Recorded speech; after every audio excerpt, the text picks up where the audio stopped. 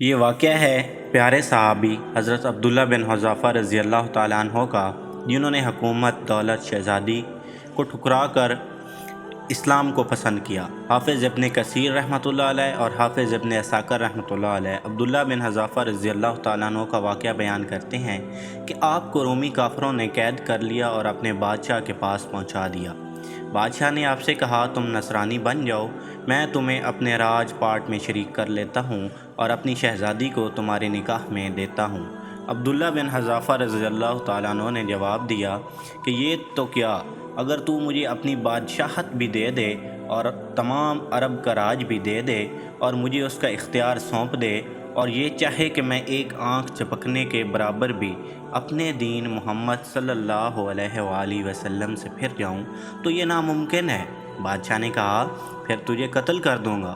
حضرت عبداللہ بن حذافہ رضی اللہ تعالیٰ عنہ نے جواب دیا کہ ہاں، یہ اختیار تو تجھے حاصل ہے۔ چنانچہ اسی وقت بادشاہ نے حکم دیا اور انہیں سلیب پر چڑھا دیا، اور تیر اندازوں نے قریب سے بحکم بادشاہ ان کے پاؤں اور جسم چھیدنا شروع کر دیے۔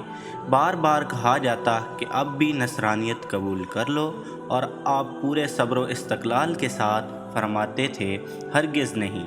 آخر بادشاہ نے حکم دیا کہ اسے سولی سے اتار لو اور پیتل کی بنی ہوئی دیگ خوب تپا کر آگ بنا کر لاؤ۔ چنانچہ وہ پیش ہوئی۔ بادشاہ نے ایک اور مسلمان قیدی کی بابت حکم دیا کہ اسے اس میں ڈال دو۔ اسی وقت حضرت عبداللہ بن حذافہ رضی اللہ تعالیٰ عنہ کی موجودگی میں آپ کے دیکھتے ہوئے اس مسلمان قیدی کو اس میں ڈال دیا گیا۔ وہ مسکین صحابی اس وقت چرمر ہو کر رہ گئے، گوشت پوست جل گیا، ہڈیاں چمکنے لگیں۔ پھر بادشاہ نے حضرت عبداللہ بن حذافہ رضی اللہ تعالیٰ عنہ سے کہا کہ دیکھو، اب بھی وقت ہے، بات مان لو اور ہمارا مذہب قبول کر لو، ورنہ اسی آگ کی دیگ میں اسی طرح تمہیں بھی جلا دیا جائے گا۔ آپ نے پھر بھی اپنے ایمان جوش سے کام لے کر فرمایا کہ ناممکن ہے کہ میں اللہ کے دین کو چھوڑ دوں۔ اسی وقت بادشاہ نے حکم دیا کہ انہیں چرخی پر چڑھا کر اس میں ڈال دو۔ جب یہ اس آگ کی دیگ میں ڈالے جانے کے لیے چرخی پر اٹھائے گئے تو بادشاہ نے دیکھا کہ ان کی آنکھوں میں سے آنسو نکل رہے ہیں۔ اس وقت اس نے حکم دیا کہ رک جائیں، اور انہیں اپنے پاس بلا لیا، اس لیے کہ اب اسے امید بندھ گئی تھی کہ شاید اس عذاب کو دیکھ کر اس کے خیالات تو بدل ہی گئے ہوں گے، میری مان لے گا اور میرا مذہب کو قبول کر کے میری دامادی میں آ کر میری سلطنت کا ساجی بن جائے گا۔ لیکن بادشاہ کی یہ تمنا بے سود نکلی اور خواب ہی رہا۔ حضرت عبداللہ بن حذافہ رضی اللہ تعالیٰ عنہ نے فرمایا کہ میں صرف اس وجہ سے رویا تھا کہ آج ایک ہی جان ہے جسے اللہ کی راہ میں اس عذاب کے ساتھ قربان کر رہا ہوں۔ کاش میرے روئیں روئیں ایک ایک جان ہوتی تو آج سب میں سب جانیں اللہ کی راہ میں ایک ایک کر کے فدا کر دیتا۔ سبحان اللہ۔ بعض روایات میں ہے کہ آپ کو قید خانہ میں رکھا اور کھانا پینا بند کر دیا۔ کئی دن کے بعد شراب اور خنزیر کا گوشت بھیجا، لیکن آپ نے اس بھوک پر بھی اس کی طرف توجہ تک نہ فرمائی۔